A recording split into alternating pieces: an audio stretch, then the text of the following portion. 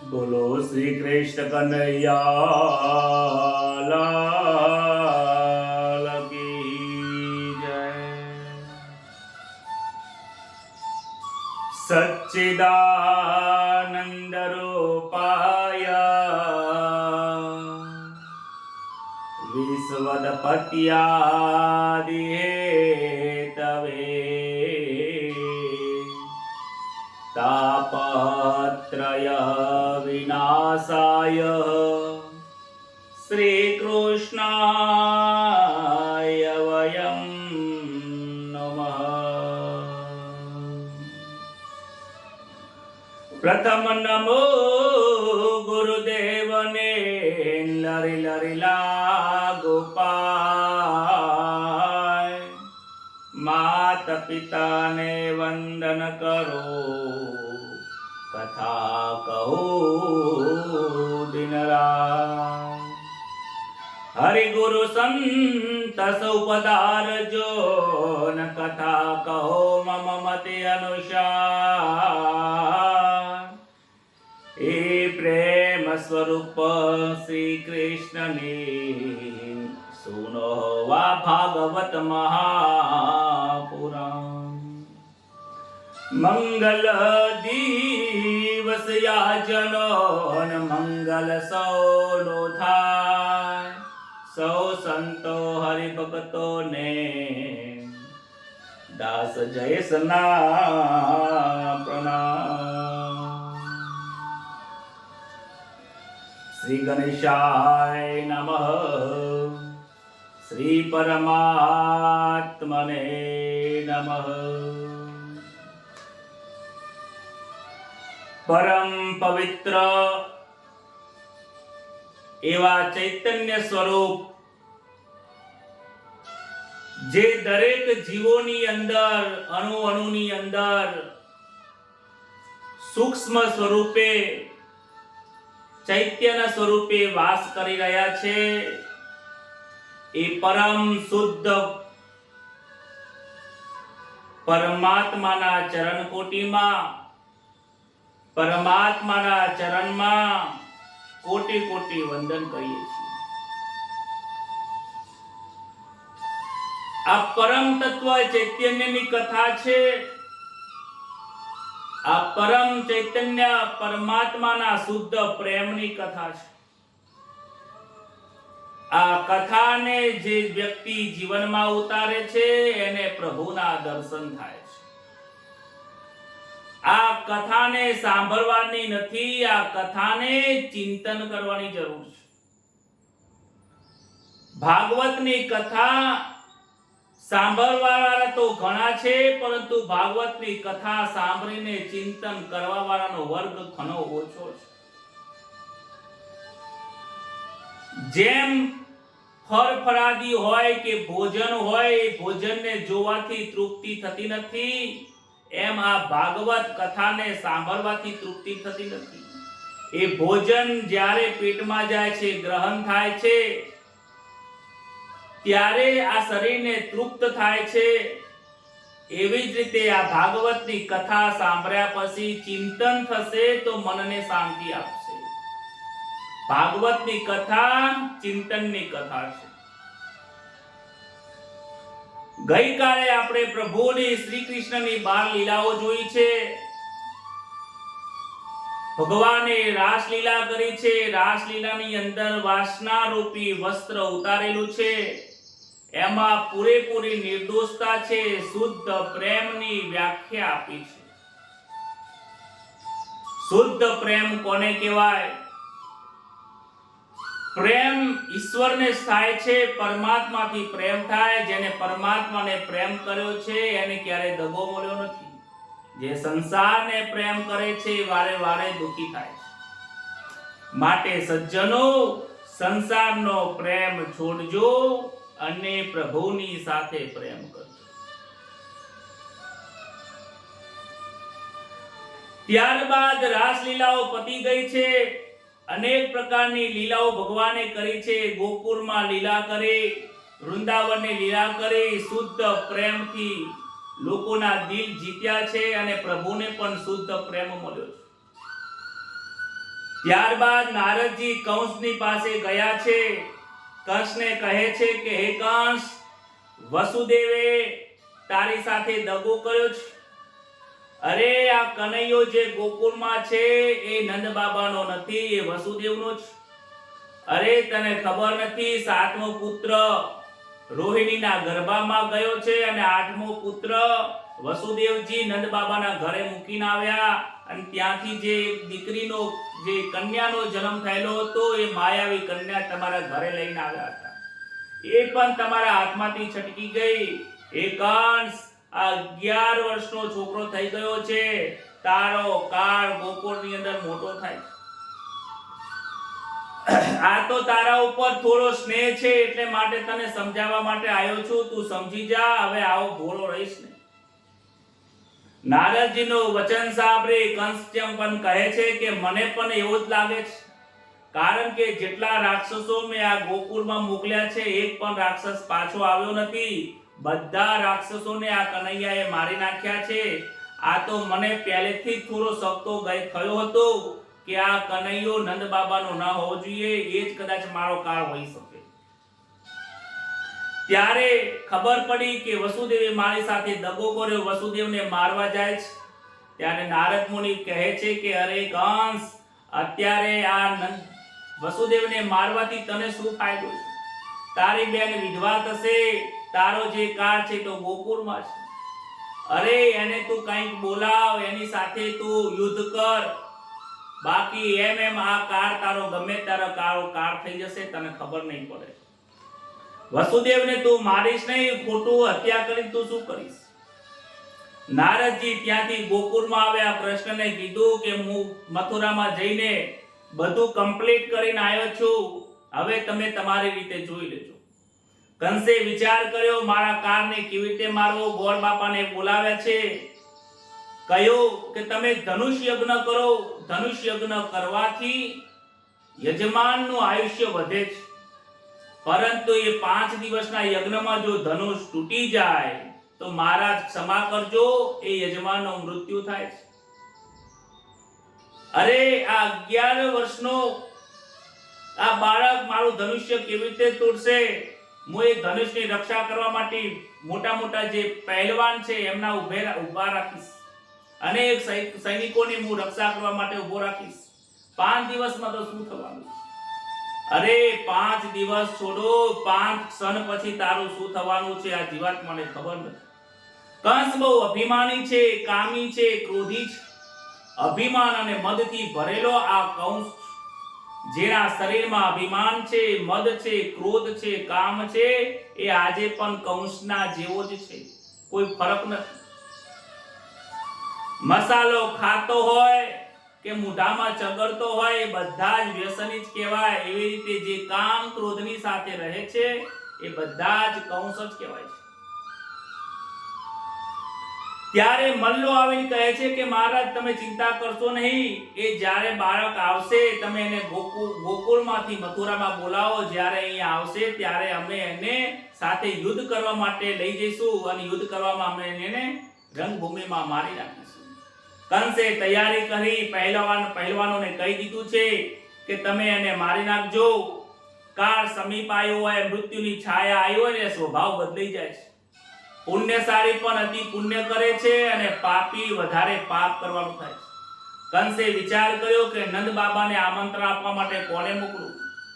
જો કોઈ દૈત્યને મોકલીશ તો એ તૈયાર નહીં થાય અને એની કોઈ વાત માનશે નહીં, પરંતુ કોઈ સગા વહાલાને મોકલું, કોઈ વૃદ્ધને મોકલું. ત્યારે વિચાર કરે છે કે અમારા ઘરની અંદર વૃદ્ધ એક જ વ્યક્તિ જે છે, એક પિતાજી છે, એને તો મેં જેલમાં પૂર્યા છે. બીજા એમના કાકા છે, પિતરાઈ જે કાકા છે, એમને કહે છે, જેમનું નામ અક્રૂર છે. અક્રૂરને બોલાવે છે કે તમારે આવતીકાલે ગોકુળમાં જઈને મારો સોનાનો રથ લઈને જાઓ અને નંદ બાપાને, એમનો પુત્ર કનૈયો અને બલરામજીને ખાસ આમંત્રણ આપો કે કંસ ધનુષ યજ્ઞ કરે છે, એમાં તમને નિમંત્રણ આપ્યું છે. અક્રૂરજીને મનમાં વિચાર આવે છે કે આ બાળકને મારવાની હત્યા કરવા માટે પેત્રો રચે છે, હું કેવી રીતે જાઉં? છતાં પણ અક્રૂરજી બહુ જ્ઞાની હતા, સમજદાર હતા. પ્રારબ્ધને કોઈ બદલી શકતું નથી. મરવાનું તો બાળકનું નથી, પણ જે પાપ કરે છે એનું મૃત્યુ નિશ્ચિત છે. અરે કૃષ્ણ પાપી નથી, પાપી આર્યો કંસ છે. આ કંસનો પાપ ઉતારવા માટે મારે ત્યાં જવું પડશે. અક્રૂરજી ઘરે આવ્યા. રાત્રે નિંદ્રા આવતી નથી. સવારમાં તૈયાર થયા છે. પ્રાતઃકાળ થયો. અક્રૂરજી સ્નાન આદિ કર્મ કરીને સોનાનો રથ લેવા આવ્યા છે. કંસ પોતાના રથમાં અક્રૂરને ગોકુળ જવા માટે નીકળ્યા છે. રસ્તામાં જતા અક્રૂરજી ભગવાન શ્રી કૃષ્ણના ચિંતન કરે છે. જેવું તમે ચિંતન કરો છો તમે એના જેવા થઈ જાઓ છો. કૃષ્ણનું ચિંતન કરતા જાય છે કે હું ભાગ્યશાળી છું કે આજે મને ભગવાન કૃષ્ણના દર્શન થશે. હું અધમ છું, પાપી છું, મારે કૃષ્ણના શરણમાં જવાનું છે. કૃષ્ણની પાસે જઈને એના દર્શન કરીને મારો જન્મ સફળ થશે. ત્યારબાદ અતિ દુર્લભ એમ આવો મારા પૂર્વ જન્મની કઈ પુણ્યનો ઉદય થયો છે. મારા પાપો આજે મુક્ત થવાના છે. અક્રૂરજીને શુભ સુકન થવા લાગે છે. ગાયના વાછરડાના દર્શન થાય છે. કહે છે કે મારી જમણી આંખ ફરકે છે. વાછરડાના દર્શન થયા છે. નક્કી મને કૃષ્ણના દર્શન થશે. એમ કરતા કરતા વિચારતા એ ગોકુળમાં આવે છે. વ્રજની જ્યાં ધરતી છે, વૃંદાવનની ધરતી છે, એ રેતને લઈને મસ્તકે પધરાવી છે કે અહીંયા કૃષ્ણ ખૂબ રમ્યા છે. ગોવર્ધનને પણ નમસ્કાર કરે છે કે હે ગોવર્ધન, તમે કનૈયાએ તમને ધારણ કર્યો હતો. હું તમને વંદન કરું છું કે કનૈયો મને હવે એના શરણમાં લઈ લે. અરે કહે છે કે કનૈયો શું મને કાકા કહીને બોલાવશે? એમની ઈચ્છા છે કે એક વખત મને કાકા કહીને બોલાવે તો મને પણ ખૂબ આનંદ. વિચાર કરતા કરતા તન્મય થતા નંદગામની પાસે એમનો રથ આવ્યો છે. ધરતીમાંથી ઉતરી ગયા. રથમાંથી ધરતી ઉપર ઉતર્યા છે. ત્યાં તો શ્રી કૃષ્ણના ચિહ્નો જઈને એ ખૂબ આનંદ થાય છે. ચાલતા ગોકુળમાં જાય છે. રસ્તામાં જો માલિક મળી જાય તો બહુ સારું છે એવા વિચારો કરે છે. જેવી એમની ઈચ્છા હતી પ્રભુ ઈચ્છા પૂરી કરી. ત્યાં તો સુંદર મજાનું આગળ એક ગાયોનું ઝુંડ ઊભું છે. ગાયોની સાથે શ્રી કૃષ્ણ બાળકો ઘેરાઈને ગૌશાળાની અંદર રમી રહ્યા છે. શ્રી કૃષ્ણનો અંગ મેઘ જેવું શ્યામ છે. કમલો જેવી એમની આંખો છે. અક્રૂરજી જેવા દર્શન થયા. આંખો ભીની થઈ ગઈ. શરીરમાં રોમાંચિત થઈ ગયું છે. ગળું ભરાઈ ગયું છે. પ્રેમથી નમસ્કાર કરીને દંડવત નમસ્કાર કરે. શ્રી કૃષ્ણના ચરણમાં તે પડી જાય છે. વંદન કરે છે. શ્રી કૃષ્ણ એમને ઉઠાવે છે. પ્રયત્ન કરે છે પણ ઊભા થતા નથી. મનમાં વિચાર કરે છે કે કાકા કહીને પ્રેમથી બોલાવે તો ઊભું થવું છે. કનૈયો ફરીથી પ્રયત્ન કરે છે. ઊભા થાઓ પણ ઊભા થતા નથી. બહુ દુખી છે. આંખમાંથી રડે છે કે પ્રભુ હું પાપી છું. અરે મથુરામાં રહીને મેં હંમેશા માટે પાપીઓનો સંગ કર્યો. પ્રભુ તમારા શરણમાં આવ્યો છું. કનૈયો કહે છે કે આજે જીવ લાયક થયો છે. એ કાકા તમે ઊભા થાઓ, તમે આવી રીતે વંદન કરો, મને ગમતું નથી. એમ કરીને કનૈયાને ગળે લગાવે છે. આજે જીવ અને શિવ જાણે કે મિલન થયું છે. બોલો રાધે રાધે. આપણે પણ એવો ભાવ જગાડવાનો છે કે પ્રભુ મને પ્રાપ્ત થાય. અક્રૂરના મનનો ભાવ જામીને દર્શન આપ્યા છે. આલિંગન કર્યો છે. ત્યારબાદ સર્વ લોકો બાળકોની સાથે નંદજીના ઘરે આવ્યા. અક્રૂરનું સ્વાગત કર્યું. ભોજન કરીને કુશળ સમાચાર પૂછે છે. અક્રૂરજી ભોજન કરાયા પછી વંદન કરી પૂછે છે કે તમારા આવવાનું કારણ? અક્રૂરજી બધી સર્વ હકીકત કહે છે કે ધનુષ યજ્ઞ થઈ રહ્યો છે અને તમને અને બાળકોની સાથે કંસે નિમંત્રણ આપ્યું છે. નંદજી બહુ ભોળા હતા. એમ લાગે છે કે દુનિયામાં પોતે ભોળા છે એટલે બધાય ભોળા જેવા જ દેખાય છે. કંસનું કપટ સમજી શકતા નથી. આજે નંદ બાબા ખુશ છે કે હું કંસને ખંડણી આપું છું, ટેક્સ આપું છું, માખોનું ભરીને આપું છું ને, એટલે આ મારા બાળકને અને બલરામને મને સોનાનો રથ મોકલ્યો છે લેવા માટે. કંસને અમારા પ્રત્યે કેટલી ભાવના છે. કંસમાં પણ એમને સજ્જનતા દેખાય છે. જે સંત છે એને દુર્જનમાં પણ સજ્જનતા દેખાય છે. સજ્જન જે વ્યક્તિ હોય છે ક્યારે દુર્જનમાં દુર્જનતા દેખતો નથી, અને દુર્જનને ક્યારે કોઈ સંતમાં સંતપણું દેખાતું નથી, એને તો સંતમાં પણ દુર્જન દેખાય છે. જેવી દ્રષ્ટિ એવી સૃષ્ટિ. બાલ ગોવા નંદ બાબાને આનંદ થયો છે, પરંતુ નંદ બાબાને એકને જ આનંદ થયો, બીજા બધાને આ વસ્તુ સાંભળીને, સમાચાર સાંભળીને દુઃખ થયું છે. ત્યારે મૈયા યશોદા કહે છે કે આ ખોટું થઈ રહ્યું છે. અરે આ કનૈયો મથુરામાં જશે, ગોકુળ છોડી દેશે. અરે આની અંદર કંસનું કપટ રહ્યું છે. નંદ બાબાને કહે છે તમે જરા વિચાર કરો. ત્યારબાદ 12 ગોપાળોને ખબર પડી કનૈયો મથુરામાં જવાનો છે. નંદ બાબાને કહે છે બાબા અમે પણ તમારી સાથે આવીશું. કનૈયાને ત્યાં સાચવશે કોણ? બધાને આનંદ થયો. યશોદા માને બહુ દુઃખ થયું છે, અતિ દુઃખ થયું છે. નંદ બાબાને કહે છે આ સોનાનો રથ નથી, આ કંઈક કપટ માટે મોકલ્યો છે. અક્રૂર, ભલે તમને સારા સમાચાર લાગતા હોય પણ અક્રૂરના સમાચાર મને ક્રૂર જેવા દેખાય છે.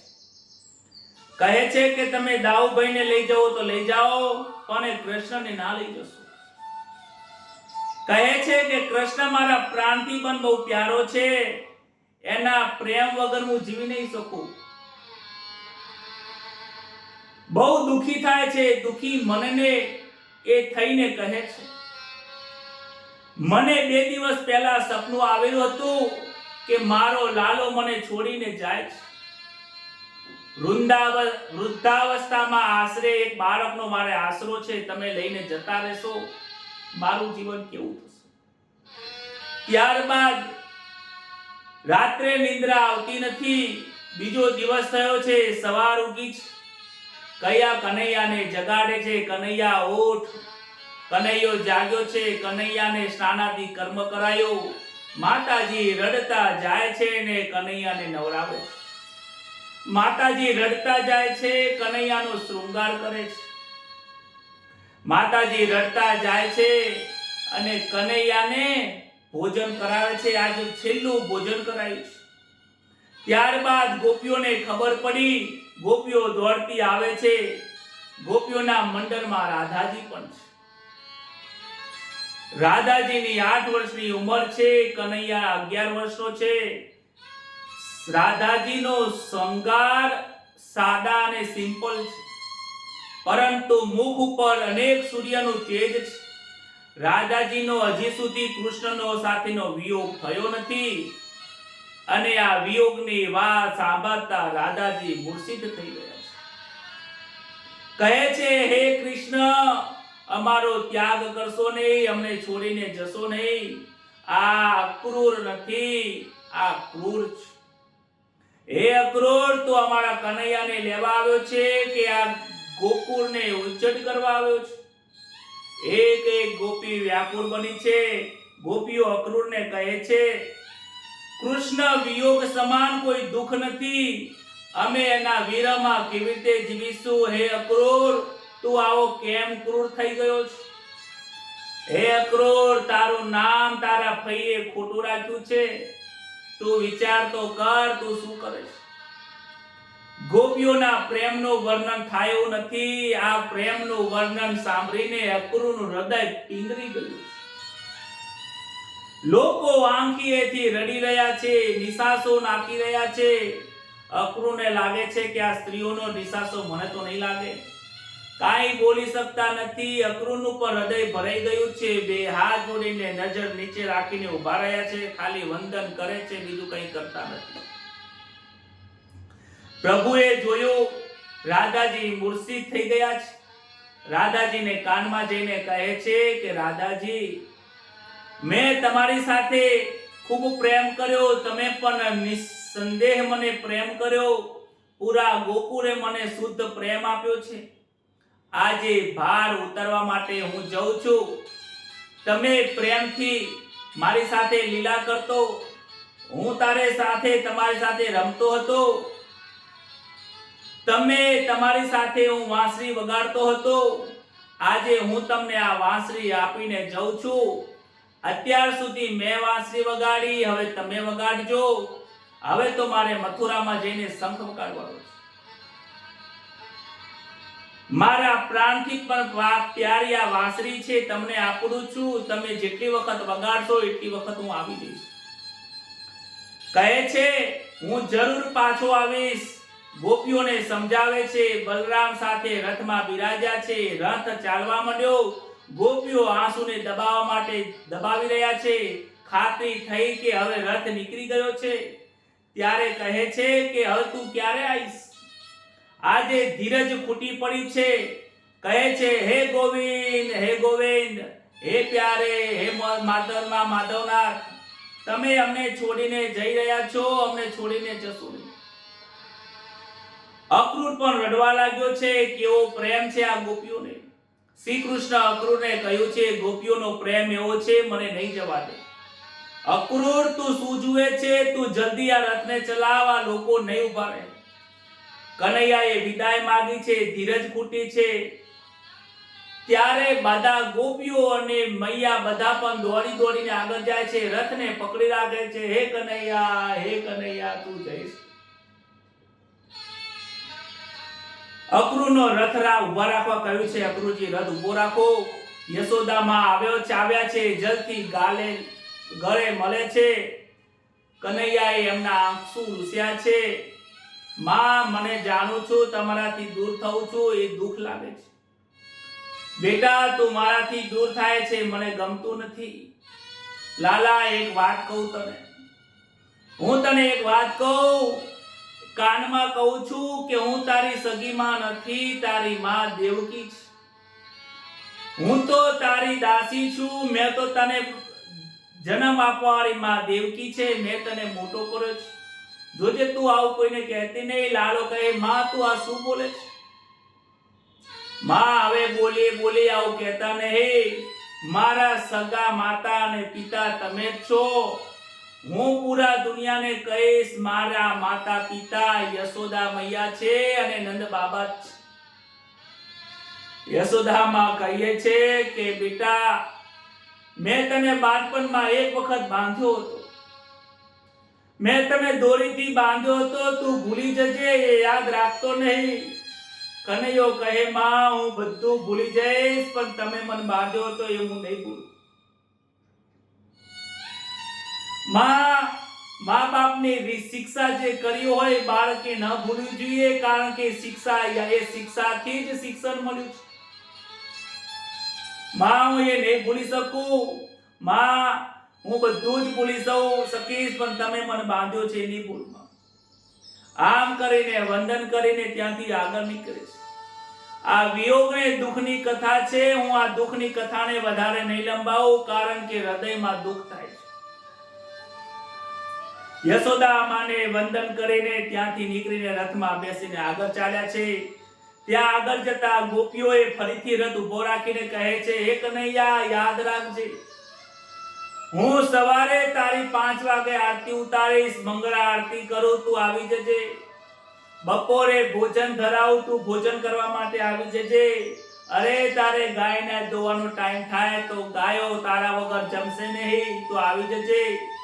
કનૈયો 2 હાથ જોડીને ત્યાંથી નીકળે છે. ગોપીઓ તો ચિત્રવત ઉભા રહી, પગની ધૂળ ઉડતી દેખાય છે. એક દ્રષ્ટિથી બધા ઉભા રહ્યા છે. કોઈ આગળ ચાલતું નથી. બધા સ્તબ્ધ થઈ ગયા છે. ધ્યાનમાં વિયોગ થાય છે, વિયોગમાં મૌન દેખાય છે, અને સંયોગ જ્યારે થાય ત્યારે દુઃખ થાય. માતા પિતા હયાત હોય, બાળક હોય ત્યારે પ્રેમથી ઘરમાં આનંદથી જીવી લેજો. સમય પ્રેમથી નીકાળજો. દુઃખ લગાડતા નહીં, કોઈના દોષો જોતા નહીં. એક સમય આવશે વિયોગ થઈ જશે, ત્યારે તમે વિયોગમાં યાદ કરશો ત્યારે આ ઘાટ હાથમાં નહીં આવે. સાયંકાળનો સમય થયો છે. મથુરાના ઝાંપા સુધી રથ આવ્યો. શ્રી કૃષ્ણ અક્રૂરને કહે છે કે હાલ અમે નગરમાં નહીં પ્રવેશીએ, તમે તમારા ઘરે જાઓ. અમે અત્યારે બાગમાં વિશ્રામ કરીશું. તમે કંસને ખબર આપીને ઘરે જાઓ. શ્રી કૃષ્ણ મથુરામાં રહ્યા છે, બગીચામાં રહ્યા છે. અંધકાર થયો. સાંજે ભોજન કરવા બેઠા છે, મિત્રની સાથે ભોજન કરવા બેઠા, મિત્ર સર્વે ભોજન કરે છે, કનૈયો જેવો હાથમાં લઈને મુખમાં જાય છે ત્યારે તો યાદ આવે છે, પોતાની માતાને યાદ આવે છે કે માં મને ભોજન કરાયા વગર જમતી નથી. નંદ બાબા પૂછે છે કે કનૈયા કેમ ખાતો નથી? નંદ બાબા શું જમો? મારા ગાયે જમ્યું નહીં હોય, મારી ગોપીઓ ભૂખી હશે. માં મારી યશોદા મૈયાએ ખાધું નથી, મને ખાવાની ઈચ્છા થતી નથી. એમ કહીને ભગવાન જમતા નથી. બીજો દિવસ થયો, ગોપ ગોપાળો કહે છે કે મથુરા નગરી અમને બતાવો, મારે મથુરા જોવી છે. સાંજનો સમય થયો છે.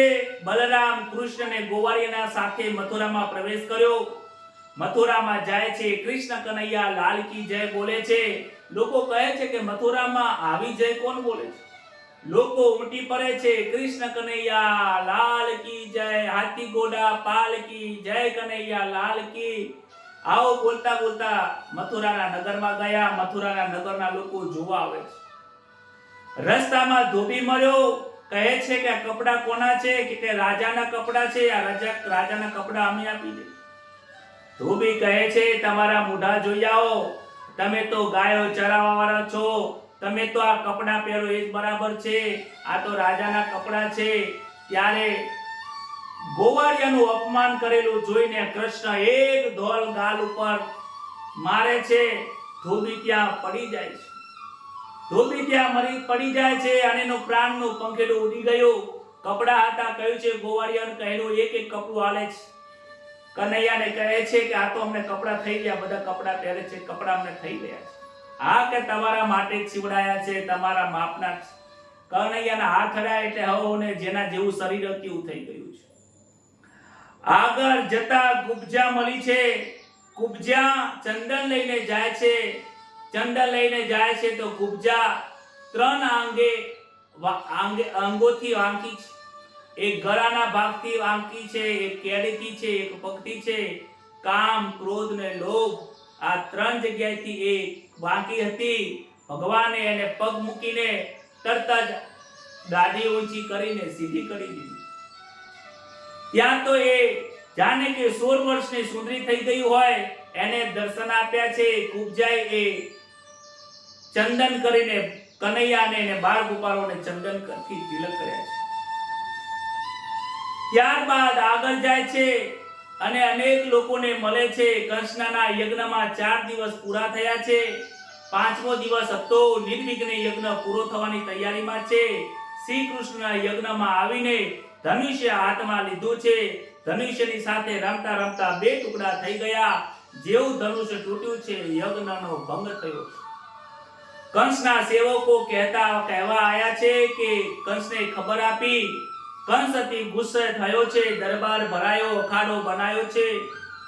ચાનુર અને મુષ્ટિક જેવા મલ્લોને કહ્યું છે અને એમને પણ મદિરાપાન કરીને અખાડામાં બેઠા છે કે પેલો કનૈયો આવે, બલરામ આવે, એમને તમે જોરથી મારી નાખો. સિંહાસન ઉપર કનૈયો બેઠો, સિંહાસન ઉપર કંસ બેઠો છે. મૃત્યુના ચિહ્નો દેખાય છે. અંદરથી ગભરાટ થઈ રહ્યો છે. અખાડામાં જાય છે. આગળ જતા કુવલયા પીડ નામનો હાથી આવ્યો છે. હાથીને જોરથી પકડીને કનૈયાએ રંગભૂમિમાં પસાડ્યો છે. હાથી મરી ગયો છે. ત્યાં તો ચાનોર અને ત્યાં બીજો 2 મલ્લ આવે છે. કનૈયાને કહે છે કે ચાલો અમારી સાથે રમવા, અમારી સાથે યુદ્ધ કરો. કનૈયો કે અમે તો બાળકો છીએ, અમારી સાથે તમે યુદ્ધ કરશો તો અમે મરી જઈશું. બાળકો જેવી વાતો કરે છે કે તું બાળક સાનો, આ 10 મલ્લોને હરાવી નાખે એટલી તાકાત આ હાથીમાં છે. એ હાથીને તે મારી નાખ્યો અને તું કહે છે બાળક છે, નહીં ચાલે.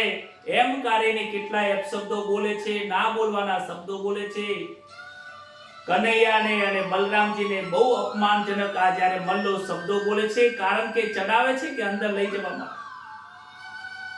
મદિરાથી ઉન્મત્ત થયેલો ચાનુર અપમાનજનક શબ્દો બોલે છે. પહેલવાર ચાનુર આવેશમાં આવ્યો છે. કનૈયાને પણ આવેશમાં આવ્યો છે. કનૈયાની સાથે ચાનુર અને મુષ્ટિકની સાથે બલરામજીની કુસ્તી થાય છે. અને ત્યાં તો બંને જણે જોરથી પકડીને જમીન ઉપર પસાડ્યા છે. 3, 4, 5 વાર મારીને બંને મુષ્ટિકોનો વિનાશ કર્યો છે. ત્યાં તો નંદ બાબા ગભરાયા છે. નંદ બાબા ગભરાઈને કહે છે, અરે હાથી જેવા હાથીને મારી નાખ્યો, આ મલ્લોને પણ મારી નાખે છે. હવે બીજા દાનવો પણ તલવાર લઈને આવ્યા છે. નંદ બાબા ગભરાઈ રહ્યા છે. કહે છે, હે ગણપતિ મહારાજ, હે હનુમાનજી, તમારી હું બાધા રાખું છું. હવા હોમન લાડુ તમને ધરાઈ દઈશ. મારા કનૈયાનું રક્ષણ કરજો. કનૈયાને ખબર પડે નંદ બાબા ગભરાઈ રહ્યા છે. ત્યાં તો ફટાફટ એ દૈત્યોને મારી રહ્યા છે. જેટલા પણ રાક્ષસો સામે આવે છે બધાને પકડીને મારે છે. ત્યાં તો કંસની પાસે જાય છે. કનૈયો કંસના માથાના વાળ પકડે છે. કંસને કહે છે, હે કંસ, હે મામા, યાદ કરો, હું દેવકીનો 8મો પુત્ર છું. તમે મારી માતાનો ચોટલો પકડેલો. આજે યાદ કરો, 11 વર્ષ પહેલા મારી માતાને તમે દુઃખ આપ્યું હતું. મારા અનેક ભાઈઓને તમે મારી નાખ્યા છે. હું એ જ દેવકીનો 8મો પુત્ર છું. તમને મારવા માટે આવ્યો છું. શ્રી કૃષ્ણ કંસના વાળ પકડીને ગોળ માથા ઉપરથી ફેરવીને જોરથી રંગ ઉપર પસાડ્યો છે. કંસના પ્રાણ નીકળી ગયા છે અને બધા ત્યાં જય બોલે છે. બોલો શ્રી કૃષ્ણ કનૈયા લાલ કી જય. જય જય શ્રી રાધે, જય જય શ્રી રાધે. બધા રાધે રાધે બોલજો. કૃષ્ણ કનૈયા લાલ કી જય લખજો. આનંદ થયો છે. આકાશમાંથી દેવોની પુષ્પની વૃષ્ટિ થઈ છે. પૃથ્વી ઉપરનો ભાર ભગવાને હરવો કર્યો છે. કંસની પ્રજાને બહુ ત્રાસ આપતો હતો એટલે કંસ મળ્યો છે. જે દુઃખ આપે છે એ મળે છે. કંસની રાણીઓને દુઃખ થયું. કનૈયો પણ મામી પાસે ગયો છે ને નાટક કરે છે. અરે મામી, અરે મામા કરીને પોક મૂકે છે. મામીઓને કહે છે કે હું 11 વર્ષે મામાને મળવા આવ્યો, મામા મને મળ્યા નહીં. શ્રી કૃષ્ણ નિર્દોષ છે. કહે છે કે હું તો કોઈને મારતો નથી. જે મરે છે એ પોતાના પાપે મરે છે. રામાયણમાં મંદોદરી પણ કહે છે કે રામે રાવણને માર્યો નથી, પરંતુ એના પાપે એને માર્યો છે. એના અભિમાનથી એ મર્યો છે. કંસની રાણીઓના નામ અસ્તિ અને પ્રાપ્તિ છે. તે કંસ છે. જે ધર્મમાં માનતો નથી તે કંસ છે. જે કામી છે એ કંસ છે. જે ક્રોધી છે એ કંસ છે. જે લોભી છે એ પણ કંસ છે. કંસે પોતાના પિતા ઉપર પણ જેલમાં પૂર્યો હતો અને એ પિતાને જેલમાં પૂરીને એ રાજા બન્યો હતો. પોતાના પિતાને પણ એને ઘણું બધું દુઃખ આપ્યું. કનૈયાએ કંસને મારીને જન્મની ભૂમિનો ઉદ્ધાર કર્યો. માતા પિતાને કંસના કારાગારમાંથી મુક્ત કર્યા છે. 11 વર્ષ સુધી અમને તપ કર્યું. પ્રભુના દર્શન થયા છે. માતા પિતાનું હૈયું ભરાયું છે. એક શબ્દ બોલી શકતા નથી. દેવકી માતાએ કનૈયાને હૃદય લગાવ્યો છે. કહે છે, માં, હવે હું તમારાથી દૂર નહીં થઉં. કનૈયો હાથી ઉપર બેસાડીને આખા મથુરામાં કનૈયાનો ઉત્સવ કર્યો છે. નંદ બાબાએ પણ વાત્સલ્ય ભાવ જાગ્યો છે. કનૈયાનું સ્વાગત આખા મથુરામાં હાથી ઉપર કેવર્યો. બધા લોકો એનું સ્વાગત કરે છે. બપોરનો સમય થઈ ગયો. સવારથી લઈને બપોરનો સમય થઈ ગયો. કનૈયાને ભોજનનું કોઈએ પૂછ્યું નથી. સ્વાગત બધા કરે છે. કનૈયાને પ્રેમથી ભોજનનું પૂછ્યું નહીં. સ્વાગતમાં નંદ બાબા હાથમાં ખીર લઈને ઊભા છે. ત્યાં તો એ સ્વાગત જે હાથી ઉપરનું જે સ્વાગત હતું ત્યાં ઊભું રાખ્યું છે. ત્યાં વિશ્રામ લીધો છે. માટે એ ઘાટનું નામ વિશ્રામ ઘાટ પડ્યું છે. શ્રી કૃષ્ણએ કંસને માર્યો. તેથી તમારું રાજ્ય છે. બધા લોકો છે કહે છે કે તમે કંસને માર્યો, આ રાજ હવે તમારું છે. કૃષ્ણ કહે છે કે મેં રાજ્યના લોભથી માર્યો નથી. એ એના પ્રજાને ત્રાસ આપતો હતો માટે એ મર્યો છે. શ્રી કૃષ્ણએ જન્મથી જે સેવા કરી છે એમને રાજ કરવામાં રસ નથી. મથુરાની ગાદી ઉપર ઉગ્રસેનને બેસાડ્યા છે, જે કંસના પિતા હતા એમને બેસાડ્યા છે, એમનો રાજ્યાભિષેક કર્યો છે, મથુરાનું રાજ્ય મળ્યું, એમને રાજ્યમાં આસક્તિ રાખી નથી. રાવણને મારીને લંકાનું રાજ્ય મળ્યું, છતાં પણ એમાં એમને આસક્તિ રાખી નથી. એમને આસક્તિ નથી માટે એમને બંધન નથી. નંદ બાબાને બગીચામાં મુકામ હતો, ત્યાં આવ્યા છે.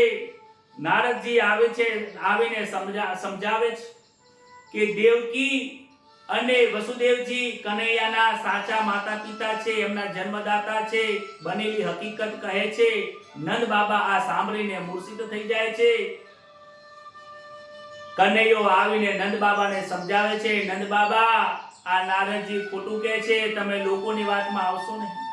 નંદ બાબા હું તમારો જ છું, તમે મારા છો. પૂરું જગત કૃષ્ણના આ લાલાના પિતા તરીકે નંદ બાબાને જ ઓળખશે. તમે ગભરાશો નહીં, પરંતુ મારે અહીંયા રહેવું પડશે, કારણ કે મેં કંસને માર્યો છે. એટલે એના જે ભાઈઓ હશે, એના જે મિત્રો હશે, એ બધા જ લોકો મારા શત્રુ બની ગયા છે અને એ મને મારવા માટે પ્રયત્ન કરશે. માટે જો હું ગોકુળમાં આવીશ તો ગોકુળ ઉપર ત્રાસ વધી જશે. એટલે થોડા દિવસ માટે હું અહીંયા રહું છું અને આ લોકોને પણ હું થોડો ભાર હળવો કરું છું. માટે તમે ઘરે જાઓ અને માતાજીને પણ મારા માતાજી યશોદા માતાને પણ કહેજો કે કનૈયો તમને બહુ યાદ કરે છે, કનૈયો તમને મળવા જરૂર આવશે. નંદ બાબાને ખૂબ સમજાવે છે. નંદ બાબા કહે છે, કનૈયા તારી જેવી મરજી. નંદ બાબા કહે છે કે મને દુરાગ્રહ કરતા આવડતું નથી. તને આગ્રહ કરું છું, તને વિનંતી કરું છું, આગ્રહ કરું છું કે તું ગોકુળમાં આવે, પણ હું દુરાગ્રહ નહીં કરું. તારી જેવી ઈચ્છા છે એ રીતે ઈચ્છાથી જ તું રહે, પરંતુ અમને મળવા તું આવતો રહેજે. તારી માને યાદ કરજે, ગોકુળને યાદ કરજે. હે કનૈયા તું ભૂલી ના જતો. એમ કરીને નંદ બાબા બંને જરા હૃદયથી મળે છે. આ પ્રેમની કથા છે. પ્રેમની કથા કરતા કરતા હૃદય ભરી જાય છે. ત્યારબાદ 12 મિત્રોનું સન્માન કર્યું. લાલાને જાણે કે નિષ્ઠુર થયો હોય, પથ્થર જેવો થઈ ગયો હોય એવું આ લોકોને લાગી રહ્યું છે. નંદ બાબાના ચરણમાં વંદન કરીને ગાડામાં બેસાડીને વ્રજની તરફ મોકલે છે. મથુરાના યાદવોને આશ્ચર્ય થયું છે કે આ નંદ બાબાનો અને વ્રજવાસીઓનો પ્રેમ કેવો છે.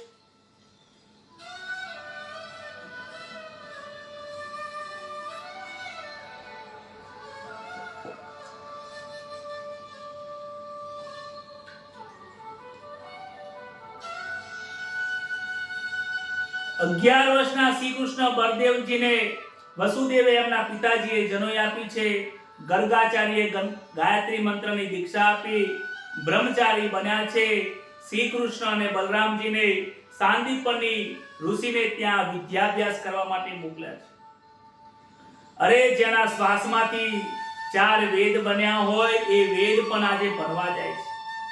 એ સમજાવે છે કનૈયો વેદ ભણવા જાય છે, ગુરુકુળમાં જાય છે કે દરેક વ્યક્તિ અમુ ઈશ્વર હોવા છતાં પણ, બધું જ્ઞાન હોવા છતાં પણ આજે હું ગુરુકુળમાં ભણવા જાઉં છું. તમે તમારા બાળકોને શાસ્ત્રનો અભ્યાસ કરાવજો, વેદોનો અભ્યાસ કરાવજો. શાસ્ત્રનો અભ્યાસ કરાવશો તો સામર્થ્ય મળશે અને સંસારના ભોગોનો તમે અભ્યાસ કરાવશો તો એ સજ્જનો તમારો બાળક ભોગી થશે અને રોગી થશે. ગુરુજીના આશ્રમમાં રહે છે, પાણી ભરે છે, આગના સાફ કરે છે, આશ્રમમાં કચરો ઝાડુ પોછા કરે છે, જંગલમાં લાકડા લેવા જાય છે. આજકાલ પૈસા કમાવાની વિદ્યા શીખવાડવામાં આવે છે, જે બંધનમાં નાખે છે. કનૈયાએ બંધનમાં નાખેલી વિદ્યા ભણ્યા નથી, આત્મની વિદ્યા ભણ્યા છે. શ્રી કૃષ્ણ ગોકુળમાં રહ્યા ત્યારે સૌરાષ્ટ્રના એક ગરીબનો બ્રાહ્મણ, પવિત્ર બ્રાહ્મણ, એમનો પુત્ર પણ ત્યાં રહેતો હતો જેનું નામ સુદામા હતું. તેમની મિત્રતા બહુ ગાઢ થઈ છે. આ કનૈયાને અને સુદામા પ્રત્યે ખૂબ ગાઢ મિત્રતા હતી. સુદામાનો અર્થ થાય છે કે જેને પોતાની ઇન્દ્રિયો ઉપર, વિષયો ઉપર કંટ્રોલ છે, સંયમ છે, એનું નામ સુદામા છે. મિત્રતાની સાથે સહપાઠ કર્યો છે. અને જ્યારે અભ્યાસ પૂર્ણ થઈ ગયો ત્યારે ગુરુ મહારાજને કહે છે કે ગુરુજી, મારે તમને ગુરુ દક્ષિણા આપવી છે. ગુરુજી કહે છે કે મારે તારી પાસે કોઈ દક્ષિણા લેવી નથી. કનૈયો કહે છે કે ના મહારાજ, તમારે દક્ષિણા તો લેવી પડશે. તમે નિસ્વાર્થ ભાવે મને ભણાવ્યો છે. ભણાયા પછી ગુરુ દક્ષિણા ગુરુજીને મારે આપવી પડે. જો હું દક્ષિણા ના આપું તો મારો આનો કોઈ અર્થ રહેતો નથી. ગુરુજી, તમે કોઈ એવું વચન બોલો કે હું તમને કંઈક આપું. કારણ કે જ્યાં આપણને જ્ઞાન પ્રાપ્ત થતું હોય, જ્યાં ક્યાંક વસ્તુ આપણને પ્રાપ્ત થતું હોય, જે ગુરુ મહારાજે આપણને જ્ઞાન આપ્યું હોય, કહે છે કે ગુરુજી જોડે ફ્રીમાં જ્ઞાન લેવાતું નથી. મારો ધર્મ છે કે કાંઈક હું તમને આપું, કાંઈક હું ભેટ તમને આપું. ગુરુજી કંઈક લેવાની ઈચ્છા રાખતા નથી, કારણ કે નિસ્વાર્થ ભાવે એને ભણાવે છે. ત્યારબાદ તે ગુરુ માતાને કહે છે કે ગુરુ માતા, ગુરુજી તો કંઈ માંગતા નથી, પણ તમે કંઈક માંગો. ગુરુ માતાની ઈચ્છા તો નથી, પરંતુ સૂક્ષ્મ વાસના હતી એટલે માંગે છે કે જો તમારી ઈચ્છા હોય તો અમે એક વખત મારા સમુદ્રની અંદર મારો એક બાળક તણાઈને મરી ગયો છે, તમે બાળકને આપી શકશો? આવું આપવાની તાકાત તો ઈશ્વર હોય એ જ આપી શકે, આપણી તાકાત નથી. ભગવાન સમુદ્રમાં ગયા, સમુદ્રમાં બાળક મળ્યો નહીં, પણ શંખ મળ્યો છે. 5 જણને શંખને ધારણ કર્યા, માટે એ શંખધર બન્યા છે. ત્યારબાદ યમપુરીમાં જઈને બાળક લઈને ગુરુ પત્નીને, ગુરુ માતાને આપે છે, આશીર્વાદ લીધા છે અને માતાજીના, ગુરુજીના આશીર્વાદ પ્રાપ્ત કરીને મથુરામાં આવે છે. શ્રી કૃષ્ણ ગોકુળમાં 11 વર્ષ સુધી લીલા કરી, 14 વર્ષ એમને મથુરામાં રાજ કર્યું. ત્યારબાદ એમને 100 વર્ષ સુધી દ્વારિકામાં રાજ કર્યું છે. ટોટલ કુલ મિલાવીને 125 વર્ષ ભગવાને આ પૃથ્વી ઉપર રહ્યા. પ્રેમની ભાષા શીખવાડી, પ્રેમામૃતનો રસ પીરસ્યો છે અને ધર્મની સ્થાપના કરી છે. કહે છે જ્ઞાન વગરની ભક્તિ એ લંગડી છે અને ભક્તિ જ્ઞાન વગરની આંધળી છે. કહે છે ભક્તિમાં દાસોહમ થાય છે, જ્ઞાનમાં સોહમ થાય છે. ભક્તિમાં પ્રેમ રહેલો છે અને જ્ઞાનમાં વૈરાગ્ય રહેલો છે. જો વૈરાગ્ય ના હોય ને જ્ઞાનમાં, તો ક્યારેક અભિમાન આવી જાય છે. જ્ઞાની સાચો છે એ પરમાત્મા સાથે પ્રેમ કરે છે. ઉદ્ધવને તત્વનું જ્ઞાન છે, બ્રહ્મ જ્ઞાની છે, પણ પ્રેમ લક્ષણાની બહુ એમનામાં ખોટ છે. ઉદ્ધવજીની અંદર જ્ઞાનની ભક્તિ છે, પણ પ્રેમની ભક્તિ નથી. ગોકુળમાંથી પ્રેમ આપીને ગુરુકુળનું અધ્યયન સમાપ્ત કરીને મથુરામાં આવ્યા. શ્રી કૃષ્ણ મથુરાની ગાદી ઉપર ઉગ્રસેનને બેસાડ્યો હતો.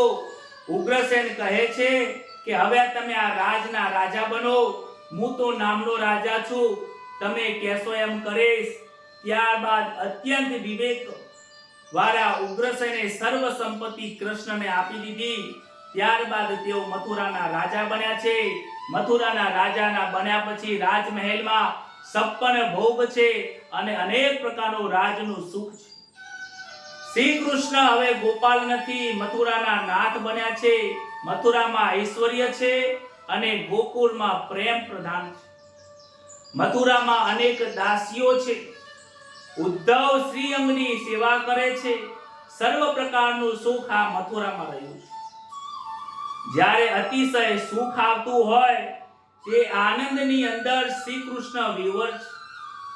જ્યારે સાયંકાળ થાય, રાજમહેલની અંદર દરરોજ સાંજે અગાસીમાં જઈને કનૈયો બેસે છે અને ગોકુળ તરફ મુખ રાખીને યાદ કરે છે.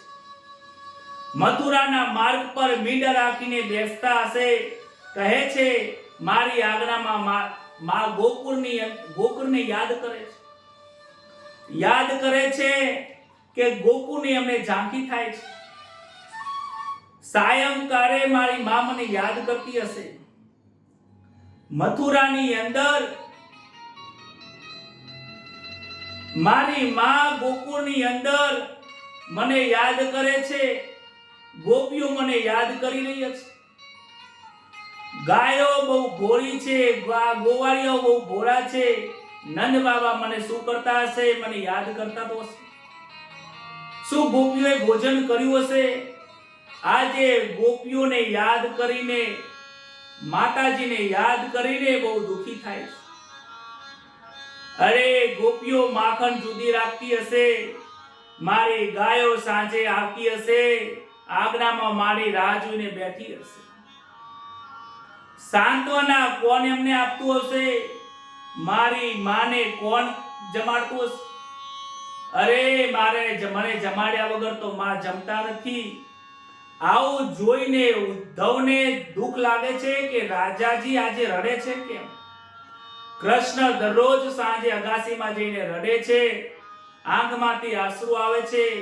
રાજ્યનું સુખ છે તો કયા વાતે રડતા હશે? ઘણી વખત ઉદ્ધવને ઈચ્છા થાય છે કહેવાનું, પરંતુ એક દિવસ તો એમને પોતાના મનમાં સંકોચ રાખ્યા વગર શ્રી કૃષ્ણને કહે છે. એકવાર સાંજે અગાસીમાં વિરાજ્યા છે, ગોકુળને યાદો કરતા કૃષ્ણ ગમગીન હતા. ઉદ્ધવ સંકોચ છોડીને શ્રી કૃષ્ણને વિનંતી કરીને આ ગમગીન થવાનું કારણ પૂછે છે. પ્રભુએ અંદર રહેલો જે ઉભરો છે એને સમાવવાનો પ્રયત્ન કરો, પરંતુ શુદ્ધ પ્રેમનો ઉભરો અંદર સમાવી શક્યા નહીં અને અંદરથી તરત જ બહાર આવી ગયો અને એક બાળકની જેમ આજે શ્રી કૃષ્ણ રડી રહ્યા છે. શ્રી કૃષ્ણ રડતા રડતા કહે છે કે હે ઉદ્ધવ, હું દુખી છું. હું કેમ દુખી થયો છું? આવો મથુરામાં પૂછનારો તું એક જ વ્યક્તિ છે. અરે જ્યારે હું ગોકુળમાં હતો ને તો મારી પાછળ અનેક લોકો ફરતા હતા. હે ઉદ્ધવ, ત્યાં મને કોઈ વાતનું દુઃખ નતું. મારી માતા મારે અનેક ગુનાઓ માફ કરતા હતા. હું માખણની ચોરી કરતો હતો, તોડ કરતો હતો, ફોડી નાખતો હતો, મહીની ગોળી ફોડતો હતો. ત્યાં કોઈ વાતનું કોઈને દુઃખ લાગતું નતું, કારણ કે લોકો મને પ્રેમ કરતા હતા. હે ઉદ્ધવ, ગોકુળની અંદર મને પ્રેમ જેવો હતો એવો પ્રેમ આ મથુરામાં રહ્યો નથી. હે ઉદ્ધવ, દેવકી અને વસુદેવ મારા માતા પિતા છે, પરંતુ મારા માતા સાચા તો ગોકુળમાં છે. એમને લાલન પાલન કર્યું છે, મારા અનેક નખરાઓને માન આપ્યું છે. હે ઉદ્ધવ, યશોદા માતાએ મને જમાડ્યા વગર જમ્યા નથી. આજે મને મારી ગાયો યાદ આવે છે. આજે મને મારા બાળકો યાદ આવે છે. હું ગાયોને ચરાવવા જતો હતો. કાલિયા નાગને મેં નાથવા ધરામાં પડ્યો ને ત્યારે લોકોને બહુ દુઃખ થયું હતું. હે ઉદ્ધવ, મને ગોકુળ બહુ યાદ આવે છે. આ મથુરાએ મને રાજા બનાવ્યો. અહીંયા અનેક સુખ છે, પણ આ સુખમાં આનંદ નથી. મને મારું રજ ભૂલાતું નથી. મારી માં જેવો, મારા બાપા જેવો, મારા ગોપીઓ અને મિત્ર જેવો પ્રેમ હે ઉદ્ધવ અહીંયા ક્યાં છે? હે ઉદ્ધવ, આ કનૈયો આ રાજના સુખનો પ્રેમી નથી, પ્રેમનો ભૂખ્યો છે. મારે સુખની અપેક્ષા નથી, આ કનૈયાને પ્રેમની ભૂખ લાગી છે. ઉદ્ધવ જ્ઞાની છે, પરંતુ પ્રેમની ભક્તિ એનામાં જાગતી નથી. ઉદ્ધવ ને જ્ઞાનનું અભિમાન છે, માટે એ ઉપદેશ આપે છે કે પ્રભુ, તમે પહેલા ગામની અંદર રમતા હતા, તમે બાળક હતા. મેં સાંભળ્યું છે કે મથુરાના તમે રાજા છો. આજે તમે આજે મથુરાના રાજા છો, ગામના ગોવાળો સાથે રમવાનો વિચાર તમે કરશો નહીં. એ વ્રજવાસીઓને હવે ભૂલી જાઓ, એ ગોકુળને ભૂલી જાઓ, એ માતા પિતાને હવે તમારે ભૂલવા પડશે. તમારા સાચા માતા પિતા અહીંયા છે. એ વ્રજની ધરતીને ભૂલી જાઓ. આજે રાજના સિંહાસન ઉપર તમે બેઠા છો, અહીંયા તમને અઢળક સુખ છે. તમે રાજા છો, રાજની સંપત્તિને ભોગવો. એ ભોગવશો તો આનંદ થશે. આ જ્ઞાનના અભિમાનની અંદર ઉદ્ધવને ભાન જ નથી કે એ કોને ઉપદેશ આપે છે.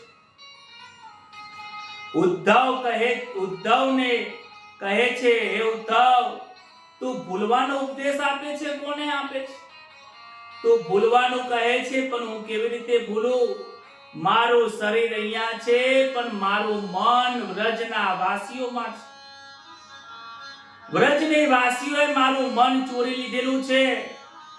હું અનેક ઉપાય કરું, છતાં મારા ગોપીઓને, મારી મૈયાને, યશોદાને, એ ગોપીઓને, ગાયોને ભૂલી શકતો નથી. ઉદ્ધવ કહે છે કે એવું હોય તો તમે એક પત્ર લખો. તમે દર અઠવાડિયે એક પત્ર લખો. પત્રથી તમને જવાબ મળશે, એટલે થોડો આનંદ થશે. ઉદ્ધવ જાણતા નથી કે પ્રેમનો સંદેશો પત્રથી જતો નથી, એ હૃદયથી જાય છે. પત્રમાં લખાય છે કે હર ઘડી યાદ કરનાર. હે ઉદ્ધવ, આજે હર ઘડી કોણ યાદ કરે છે? પત્રના વ્યવહારમાં સાચું લખાતું નથી. પત્રના વ્યવહારમાં સાચું હોતું નથી. શ્રી કૃષ્ણ કહે છે, હે ઉદ્ધવ, મેં પત્ર લખવાનો ઘણો પ્રયત્ન કર્યો. હાથમાં જ્યારે કલમ લઉં છું તો કલમથી મારી માને હું કેવી રીતે સમજાવું કે માં તું જમી લે? હું કલમથી ગોપીઓને કેવી રીતે સમજાવું કે હું તમને યાદ કરું છું? અરે મારા માતાને જ્યાં સુધી મને ખોરામાં બેસાડે નહીં અને ભોજન મને કરાવે નહીં, ત્યાં સુધી એને તૃપ્તિ થતી નથી.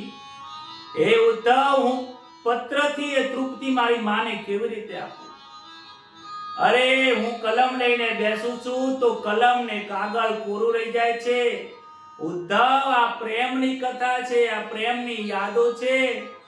એની પ્રેમની ભાષા અલગ છે, તું નહીં જાણી શકે. પ્રેમને સમજવા માટે શુદ્ધ હૃદયની જરૂર પડે છે. હે ઉદ્ધવ, હું મારું તું એક કામ કર.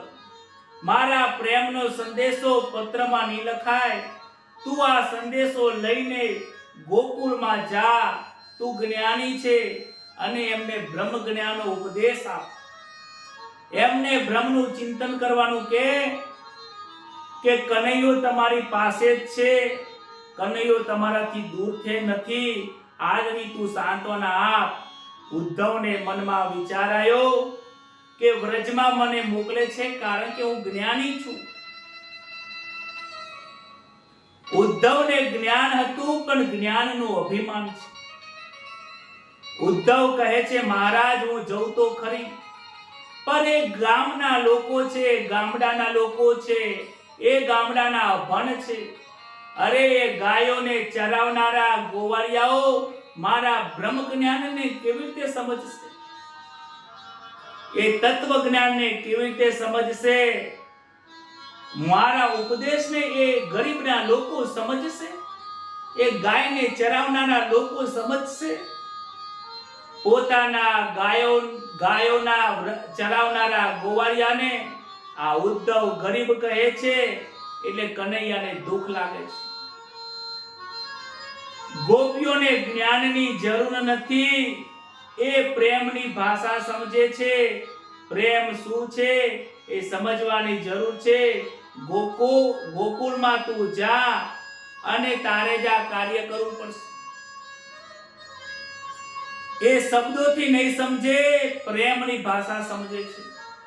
હે ઉદ્ધવ, તું આવી રીતે અભિમાનમાં જતો નહીં. તો અભિમાનમાં જઈશ ને તો મારી ગોપીઓ તારી જોડે વાત નહીં કરે. માટે તું ત્યાં જાય ને તો ત્યાં જઈને એમને વંદન કરજે. તું જો વંદન નહીં કરે તો તારું કલ્યાણ નહીં થાય, ને તારી જોડે વાતો નહીં કરે. ઉદ્ધવને જવાની ઈચ્છા તો નથી, પરંતુ કનૈયાના આગ્રહના કારણે જવાનું કહે છે કે સારું હું જઈશ. ઉદ્ધવને આખી રાત એમને ઉપદેશ આપ્યો છે કે તારે ત્યાં જઈને શું કહેવાનું છે. પ્રાતઃકાળનો સમય થયો. ગોકુળમાં જવા માટે શ્રી કૃષ્ણની પાસે આવ્યા છે.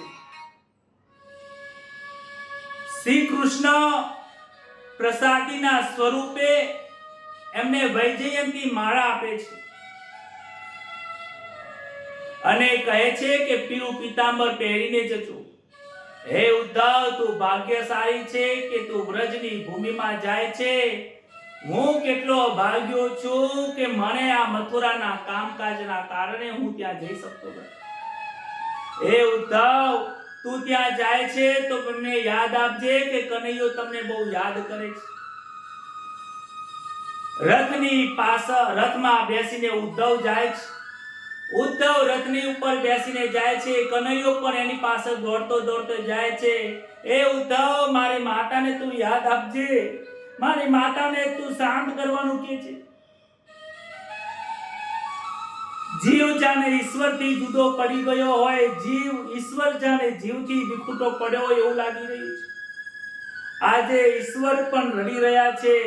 શ્રી કૃષ્ણ મથુરાના રાજા હતા. ઐશ્વર્ય છોડીને વ્રજના